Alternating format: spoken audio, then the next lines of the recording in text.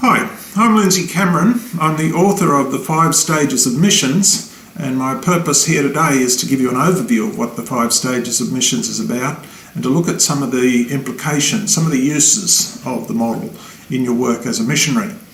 I'm speaking to you from Australia. I understand this is going to be primarily used in South America, so that's a good start on our missionary discussion. We can see that this is something that impacts us around the world. Some of the history that underlies what we did with the 5 Stages of Missions was that I was working as a missionary with Global Partners in Africa.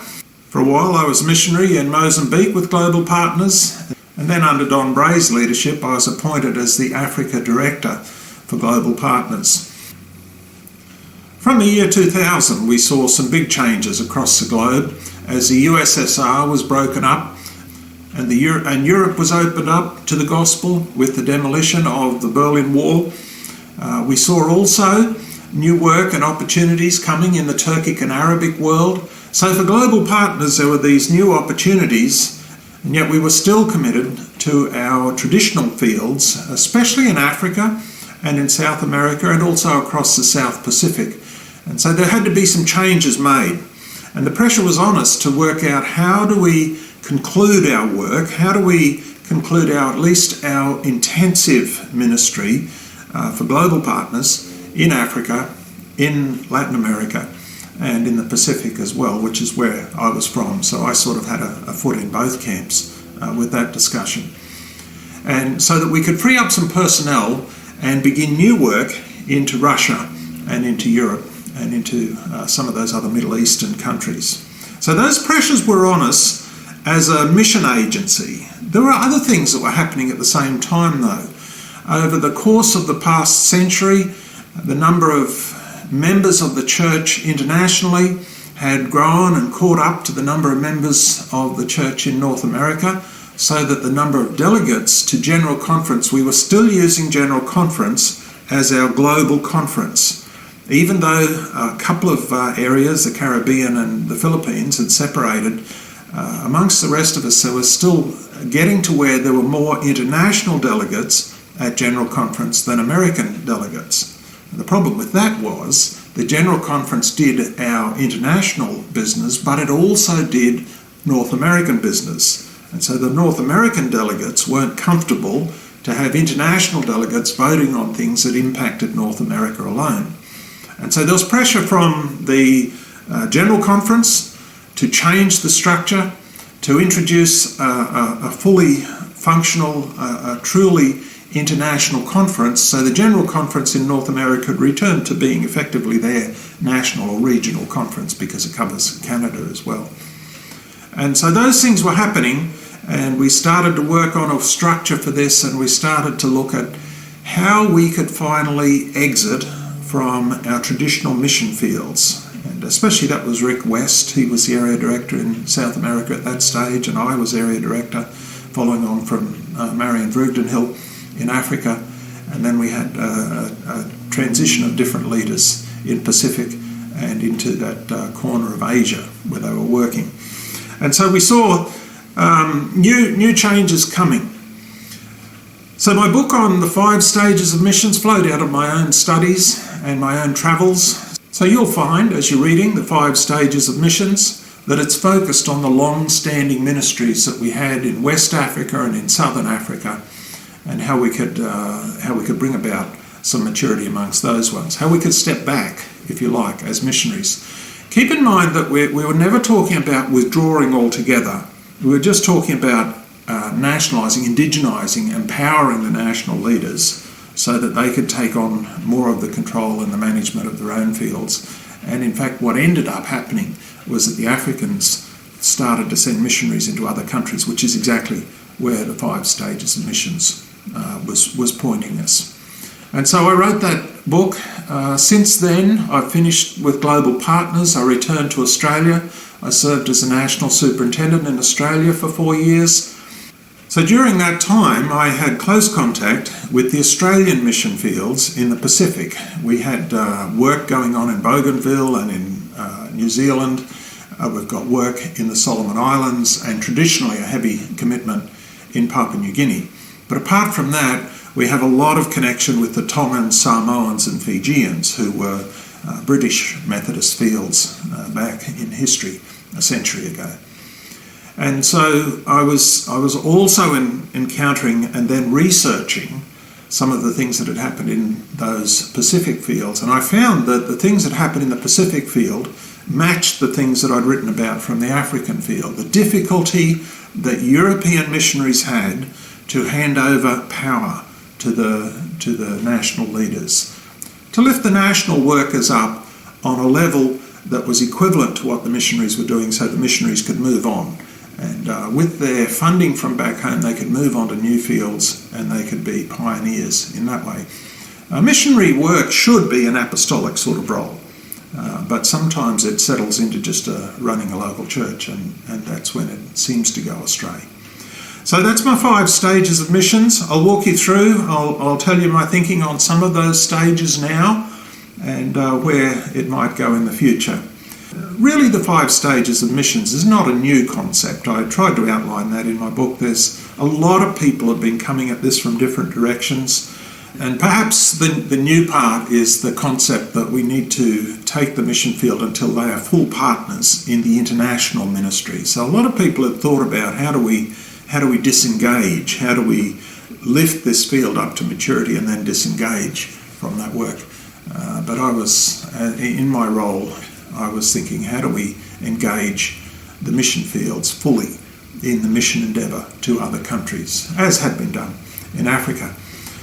And so these are just things that most of us as missionaries would think about, most of us would do somewhat automatically. At least what I discovered was the first 3 stages are the things that we do naturally.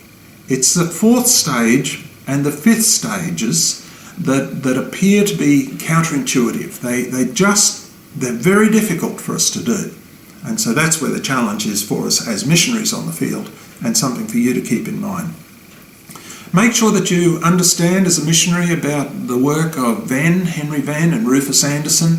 They were the first 2 who popularised the 3 self theory. It does not appear that they were the originators of that concept. I mean, one of them, Henry Venn, was in London and the other one was in America, so this terminology was being used, and they were the ones who popularised it. Self-supporting, a mission field should in time be self-supporting. That would be financially. They should be self-governing. They should have their own leadership. They shouldn't have someone from overseas having veto over their decisions or controlling their decisions. And they should be self-propagating. They should be producing new churches. And in fact, I carried that concept further and said they should be propagating across the border as well into new countries. You also, I would suggest, you need to know about Roland Allen's writings. Roland Allen was a bit controversial in his writings, a little bit radical in his writings. And you'll see that I took him to task in one of my chapters as well. But still, he was thinking ahead of his time. There was a period where the missions world, the missions agency, started to think about the 3 selves. They started to think about indigenisation. And then there was clearly a period where they pulled back from that and they said, oh no, that's too radical. When will they be mature? Well, it'll be quite a while yet before they're mature. And so there were a couple of outstanding people during that time who continued to push for indigenisation. Roland Allen was one of those guys, and I think you need to read about him. So if I take you through the 5 stages quickly, because I don't think this is rocket science, to tell you the truth, but it's helpful to get it systematised so that we can think about it. And the first of my stages was in making converts. Probably this is the most unpredictable period, time-wise. This could take you 2 years. This could take you 5 years. This could take you 50 years. We do have mission fields where it's taken 50 years to make the first converts. And it wasn't because they weren't trying. It was just that there's a lot of material, there's a lot of work goes in before the first converts are made. And under converts, I've put your first contacts, evangelism, ministries of compassion, converts, church planting. This includes things that we would call pre-evangelism. So there's there's a lot more that you could put in there. In fact, one section of the global partners' work, especially the European missionaries, were not comfortable to use the term converts. They preferred to talk about relational evangelism, but just relational work. And so some of them backed away from using the word converts. I would take them to task over that. If I had the opportunity, I'd say, look, building relationships is always pre-evangelism. You have to do relationship building. You can't lead someone to Christ if they haven't learned to trust you. And one of the ways that you make yourselves trustworthy is through ministries of compassion. Often we start at mission fields with education and with health. There's other things that we do, training, all sorts of education opportunities. But at some stage, those people with whom you're building a relationship have to shift their relationship from you to Jesus Christ. And that's conversion. Those people need to be converted, whether you do it through relationship or whether you do it through mass campaigns. Do it through Jesus Film. Jesus Film is functioning very effectively in some of our remote areas. So that's not really the same as a relational model. That's a mass evangelism model, but they all lead to the same point when you finally get local people accepting Christ as a saviour. And then you can move on to the next stages, which is discipleship and training pastors and so forth. However, what the Europeans were saying had a good point in it, and that is that I hadn't included relationships in the model that I made. So at this stage, if you have seen the model up to this point, it says evangelism, ministries of compassion, converts and church planting. It always bothered me that I didn't need to say converts in there because it says converts at the top. So I'm going to restructure that model, and if you go online from now on, or once you see this video, you'll find that I've just tweaked that first section of the model, and I've shifted it to relationships, evangelism, ministry of compassions, church planting. So I've just added relationships. It is part of the pre-evangelism that goes on before you make your first converts. But that can take a long time, as we'll pick up on that in some of our other models. You might have to teach people how to read. You might have to teach people all sorts of things to move from, especially in moving into the second stage. So the second stage is the training of disciples.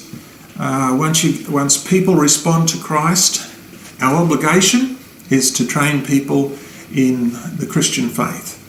Now, we know that Jesus said this, go and make disciples. He didn't say go and make converts, he said go and make disciples, and you've probably preached that message yourself at some stage.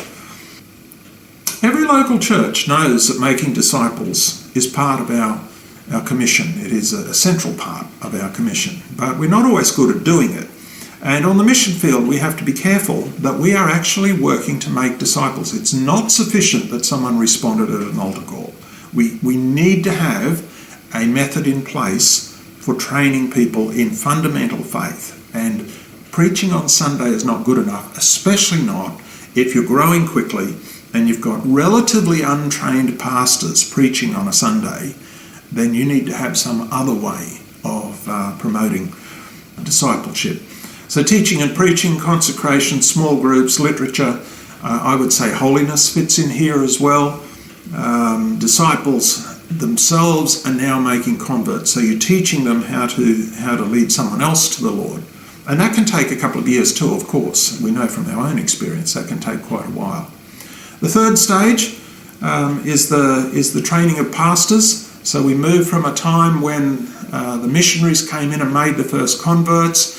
Then they effectively stepped back and discipled those converts so those converts could make converts or at least bring people to the church. And then the missionaries stepped back again and trained some of those disciples to be local church pastors. And you would hope that fairly quickly you've got too many congregations for the missionaries to look after. But everything is still under missionary supervision, isn't it? So under the preparing of pastors, we listed TEE, which in my world is theological education by extension. That works in places that are very spread out, geographically spread. You need some model of theological education on wheels or something so that you can take your training. It usually involves residential Bible schools. It involves an ordination process, which then you begin to put together a discipline so that people know what the structure is and know how to run a church and know what studies they've got to do to be ordained. And you have emerging leaders coming through that time. Now, one of the things you'll find is that if you're not moving right along, you have emerging leaders drift away, because people who got leadership gifts like to be given leadership roles, and if you don't satisfy that need, you'll begin to lose people at that stage. Now, the transition from making pastors to making leadership is the biggest hurdle, in my opinion, for the missionary team. The fifth one is the biggest hurdle for the home senders, for the sending church. But transitioning pastors to leadership is where you, the missionary team, will have to discipline yourself to let go. This is counterintuitive, if I can use that word. This feels wrong sometimes. You have to teach yourself that the goal is no longer to plant a church. The goal is no longer to reach someone for Christ. Your goal is to empower your upcoming leadership to be in charge. And you've got to give them the liberation to do that. And so we're making leaders in the fourth section. We're self-propagating in the three selves talk. The problem with the fourth stage is the same problem you have any time you delegate. If you get an assistant come into your office, you give them something to do, they don't do as good a job as you would have done yourself. And you're going to find the same thing can happen at this stage of transferring leadership to your national leaders. But your purpose, you have to make a mind shift. Your purpose shifts from doing the job well, well, you've got a new job that you have to do well, and that is to empower and train this new person who's going to be the leader. And let me hasten to say, I'm not talking about when the conference finally elects some leaders, because that doesn't guarantee that we give them leadership at all. It just means there's someone now who's got a title, that they're director of theological education, or they're director of something, or they're the national superintendent. Sometimes the missionaries, often the missionaries, stay behind the scenes pulling the strings. One of our leaders, one of our young leaders in Sierra Leone, complained at a conference. It was a classic statement, as it was very African, of course. He said, he was saying, you gave us this job, but you don't give us the authority to do it. What he said was, you missionaries, you gave us a goat, but you hold onto the rope. So you still want to be in control, but you want us to have all the responsibility. If you're going to give people responsibility, you have to give them authority too. You have to let them make some mistakes. You have to let them do it the way that they think it would do, the way that they think it should be done. And so the question comes up, how often are you going to interfere? How often are you even going to use your influence? Many times you will be far better served if you keep your mouth closed, or if you leave. And many find it very difficult to do this stage.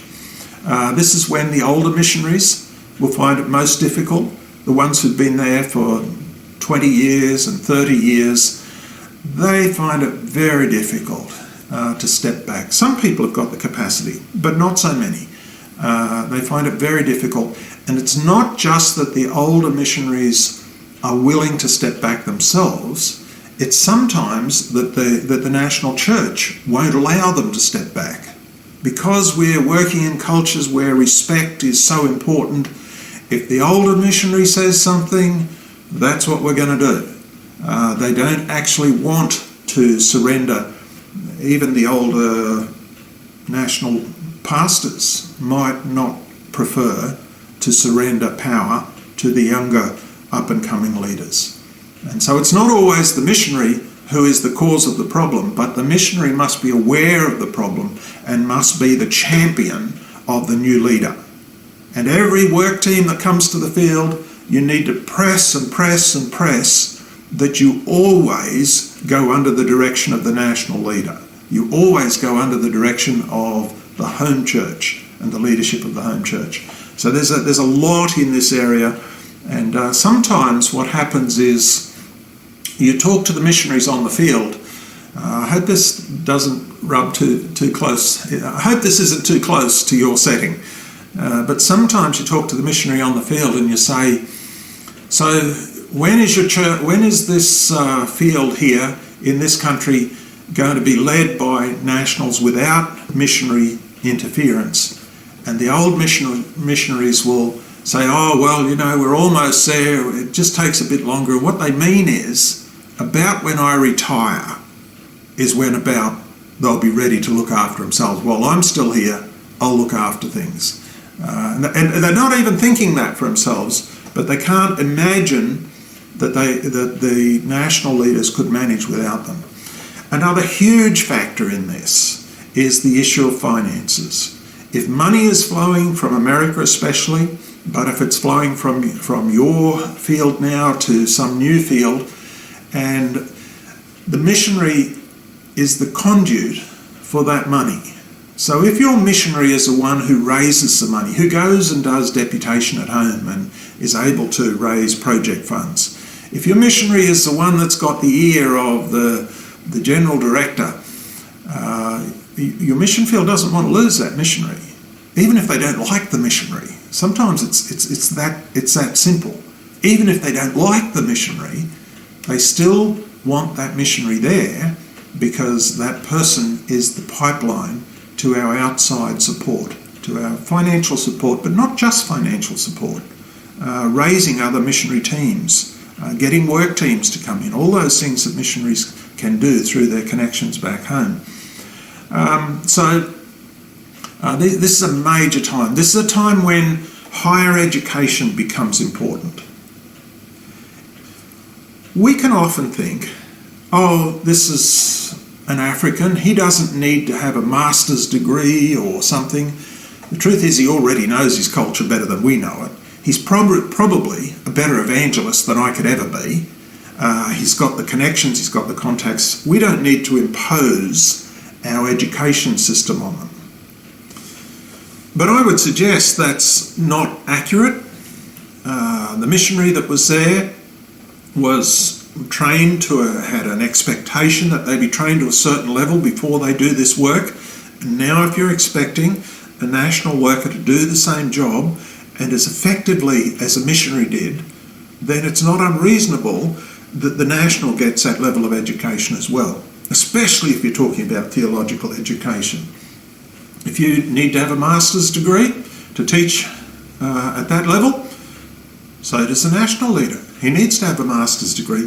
It's not just that he's capable of doing it, it's for his own confidence. He needs to feel like he is capable of doing this. He needs to feel like he can stand shoulder to shoulder beside the missionary and in fact probably have an advantage because he knows his people better than what we know his people. So education becomes a big factor at this stage, and those other things, the financial benefits of the missionaries, the national people themselves not wanting to lose their old missionaries. And I would just say this, I've worked with some extraordinarily good missionaries, and it's not a small thing to say to that missionary, your time on this field, which you've called your home for 25 years, which you've raised your children in, which is, you may have spent more of your adult life, and you probably have spent more of your adult life amongst these people than you do back there in America. I've had missionaries say to me, oh, this is home, but I've got to go to America now. So it's no small thing to ask them to walk away from the field and to go back to where they came from, or to move on to another field and have to learn another language at 50 years old or whatever it is. So you understand why it's easy for the missionary to say, about when I retire, that's when we'll be ready to indigenize some of this stuff. So it's possible to stay on, but you must discipline yourself not to accept appointment positions not to overrule national leadership, always to be the advocate for the young leaders that are coming through, they may not be young, but the leadership, the national leadership. So there's a huge task there, and you can talk more about that. The final stage is partners. Actually, it needs to say international partners, but it didn't fit into our graphic, so that's what I'm talking about. International ministry is when that mission field is big enough, strong enough, not only to look after themselves, but to stretch into another country. Missions to other cultures, so even that is a form of missions, isn't it? Home missions. Missions into other nations. And then the raising up of international leaders. This is where you have leaders who stand shoulder to shoulder with the original home country at international conference, who are highly esteemed across many nations as one of our leaders. This is another thing where education is so important. It is very difficult. If you go to international conference, if you cannot speak English, because they're going to do most of their business in English, maybe you should think about it, bringing someone from the Amazon back to a meeting where everyone's speaking Spanish. It's very difficult for that person to feel like they are an equal, to feel like they have got as much right to speak as these older people who have got all these letters after their name and academic credentials and are so fluent in their own language. So helping those people with education, with language skills, is an obstacle that goes on here. The other thing that happens is that the resistance at this level often does not come from in the mission field at all. In a way, everyone's on the mission field, everyone's a champion for that. Our man or our woman is going to be the speaker at the international conference. That's exciting for us. But what you may find is the original sending country. Now, I'm inclined to think of America as the original sending country, but as we multiply and we put new layers on, it might be Argentina, or it might be Bolivia. It might be somewhere else that has sent missionaries out, and it now becomes the leadership of the sending field who resist treating an international leader as an equal. Now I'm not saying we're not courteous, but I'm saying we don't truly accept that they are international leaders, that they are equals with us. And I remember having this discussion in the setting up of the international conference, which I was somewhat involved in. And what would be the role of the general superintendents? Well, the general superintendents would just go around and be coaches, mentors to the international leaders. And my problem was I'd seen better leaders in some of my fields than I'd seen sometimes in America or in Australia. Some of the leaders who had no money and very little education were extremely gifted at leadership. And so the concept that because you're from that culture, you should be the mentor, you should be the one with all the skills, that goes against this whole principle. The principle is that these people maybe not only become your equal, they become your leader. Maybe we end up with someone from Sri Lanka who's our global general, if there was such a thing. Are we ready for that? Could we do something like that? And so that's the fifth stage. And you can see, in my opinion, the hurdles are actually from the old leadership of the sending fields. Even the sending churches sometimes resist this. We had an experience in Africa, in Zambia, where there's a hospital, there still is a hospital, that's been there for half a century, 60 years. I don't know when it was started, but there's been generations of people sending money to help support that hospital. Now, as part of indigenisation, the hospital came under Zambian leadership, and sometimes they didn't get it right. or sometimes they just chose a different direction to what Global Partners thought. And so then the home church, who had this very long-standing emotional connection to that hospital, could get really offended that someone over there in Zambia is messing with our hospital. But it's their hospital. And so you have to be careful of that. And of course, money's a huge obstacle. In international equality, if you come to conference and you haven't got $1 in your pocket, if someone bought you a ticket to get there, but you get there and you find that you haven't even got the money to go and buy yourself a cup of coffee, that's a huge issue.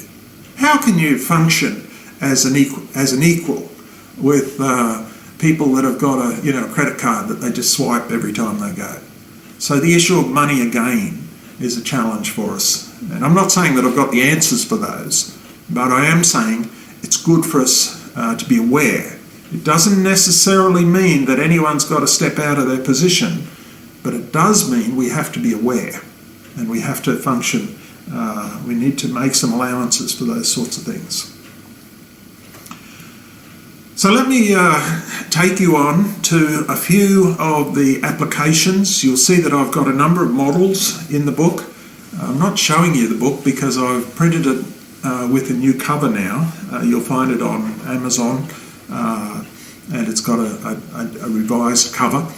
The cover that I've got is the old cover, so I don't want to show you an old copy. I can bring it up on the screen for you. A few applications, other models that you find, and I hope these are useful to you.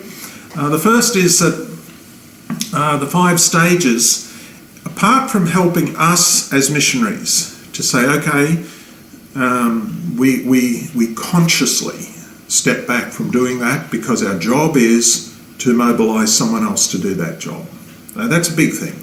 Or we say, if we're going to get to finally exit, now I'm saying exit, but I don't mean everyone's got to leave. I mean, we've got to cease to be in control. You know, if you go to Indiana Wesleyan University, they will have people from around the world on their teaching staff because there is a richness in education of having people from many different cultures. So having someone from America or Australia or one of your bigger countries working, if you've got work up there in Mali and you send someone from South America to teach, that's valuable. That's a long, that can remain, possibly should remain, not necessarily with the wrong person, but there's a value in that. I'm not saying people are leaving, but I am saying that we are no longer responsible. We come in as the servant. We come in, and I've used the term partners, but certainly when we're on this field, I'm not in charge. There's a structure that's in charge, led by national leaders. And so it's good for us as missionaries to be able to look at it. But there's other uses for this model as well, and so in Chapter 3 I've tried to show you that you could use it.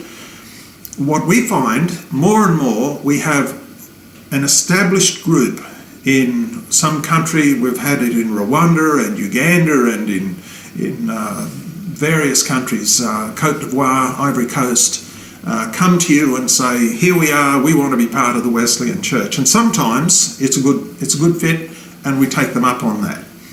At that stage, you need to have some way to look at this field and say, okay, where are they up to? What are we committing ourselves to if we take them under our umbrella? Have they got converts? Have they seriously taught being born again? Have they got a teaching about the Holy Spirit? Have they done any discipleship? Have they done much discipleship? Do they understand holiness? Have they trained their own pastors? Do they have a training program for their pastors? Or are they still sending their pastors off to someone else's training program and then expecting them to come back and function as Wesleyan missionaries? So the training for the pastors, we've had fields where the pastors were trained at the Seventh-day Adventist school to come and serve as pastors in the Wesleyan Church, and you can imagine that might not be a good arrangement.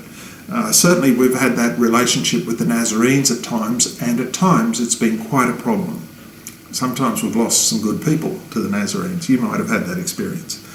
So you can see it as a diagnostic tool, a way to look at a field and say, okay, we're going to take this on. We are taking it on as a mission field. They are looking for our help. They are looking for our support. They're looking for financial help, for personnel. But what's the expectation between us? Are we going to have to do some remedial work? Are we going to have to go in and just go round to all the churches and preach the gospel for a while and make sure people understand about being born of the Spirit? And so it helps you with that, and it helps you make a plan.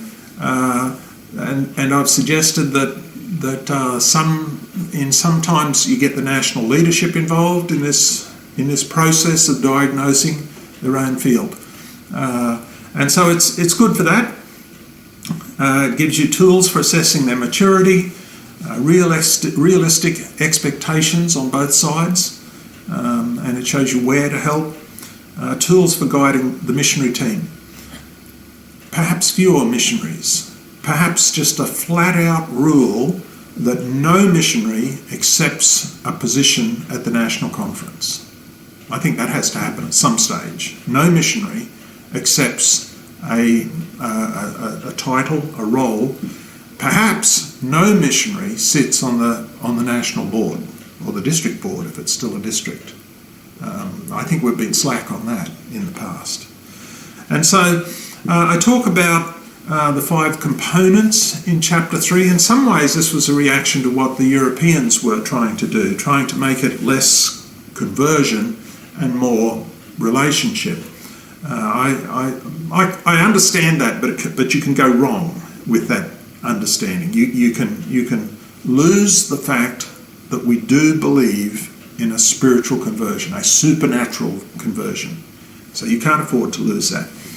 And one of the things that particular discussion highlights is that one mission field might have different stages in different places. They might be doing new work up in that district and it's really basic stuff, and yet back here in the capital city we've got our own Bible college and we've got a couple of people with master's degrees. So you could have on a mission field a number of different stages going at the same time. And in your diagnostic you want to know, so are they self-propagating? Are they looking after themselves? Are they funding their own workers up there in the bush? So that sort of thing. So I hope that is as important a discussion for you as the 5 stages themselves as a tool for the missionaries. There's a couple of other models that I put in there. I wrestled with how to explain some mission fields take off in a matter of months and others take decades.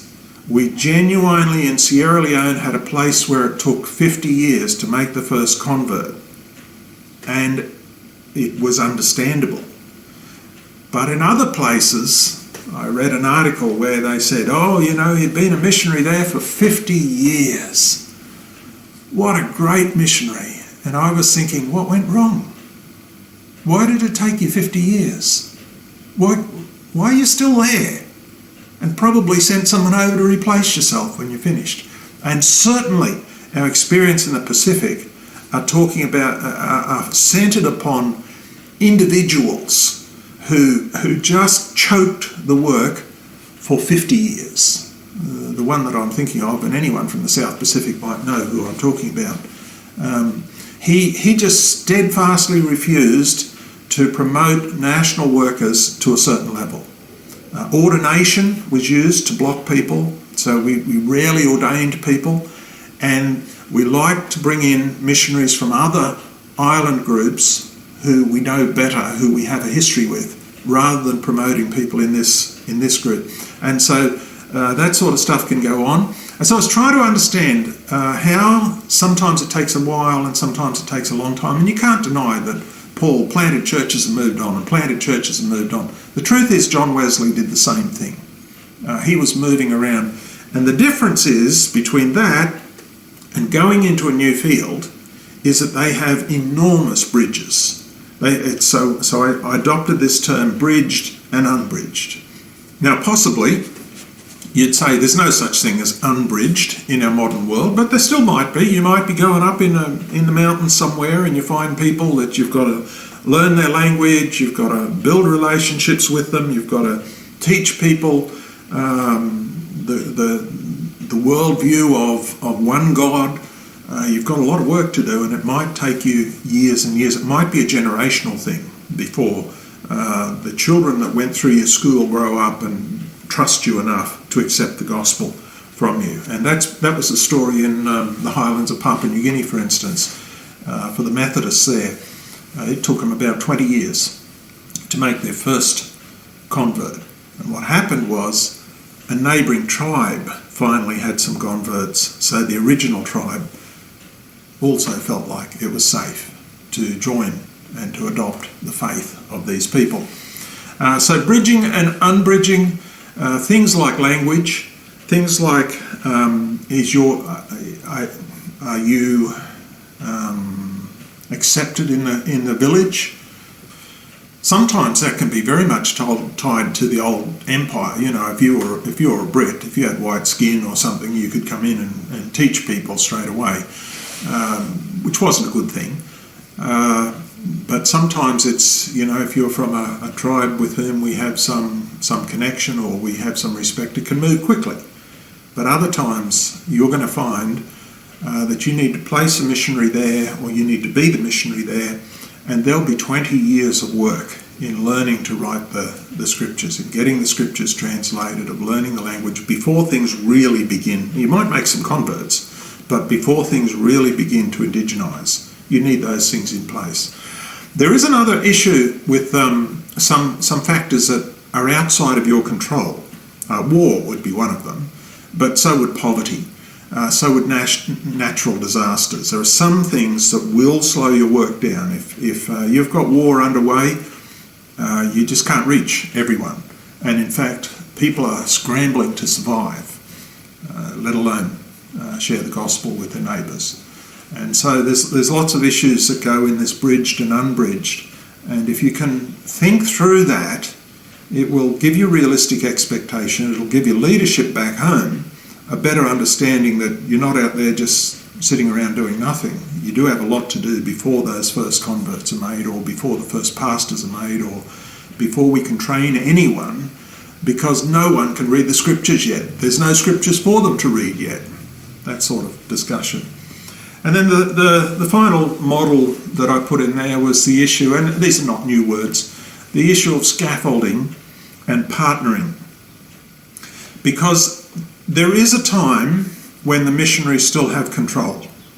And I'm not saying that's a bad thing, but I'm saying that if you are trying to indigenize now, you have to let go of that. So there is a time when there's scaffolding, when the people who are coming in, they do know the gospel better than the local people do. They do have to control what's being taught. They do have some structures that they put in place. They do control the money somewhat, but at some point it has to transition to an equal footing where we're working together. And now it's easier to talk about this when we say, okay, let's go and together reach into a third country, and we'll provide manpower. You provide some of the infrastructure, the financial support. Our people are great prayers. Your people are great prayers. What are the factors that we need to make this work? And certainly we saw it in Africa, where being an American is not an advantage today in reaching into some of those countries, especially up towards the Arabic countries. And when I went to Africa, let me wrap up with this and leave you to talk about some of these things that we've discussed. I know there's much more. Maybe I'll be able to come and visit you sometime. When I went to Africa, we were working in 7 countries across Africa. And we started to work through this process, and we had the support from the team. Our global partners, Don Bray was an amazing leader. We were able to empower empower missionaries to go out from the Congo and out from Liberia and out from South Africa and Mozambique. Mozambique's an extraordinary story. So by the time we left, there were 14 countries that we were in, and honestly, I've lost track of it today. It must be, it must be 30 countries or something. It's a lot of countries. They're talking about, maybe it's not that many, but it certainly is 25 countries that they're in today. And so the work expands. And to my knowledge, none of that new work has been done by American missionaries going and living in a new country. It's been done by Indigenous national leaders. We're all national leaders in some way, going out to a foreign country and starting a new work. If you're ever interested, have a look at the work in Nigeria and the work that's been done there. I took a proposal to support the work in Nigeria to global partners, and we were doing too much at that stage, and so the team said no, we're not going to support that work. And so Andrew Bondo went into Nigeria on his own, and he now has a number of churches and just is a hero of the faith. It's just amazing. So there's something for you to research if you want to find out a good story. You look into Andrew Bondo's work for the Wesleyan Church from Liberia in Nigeria.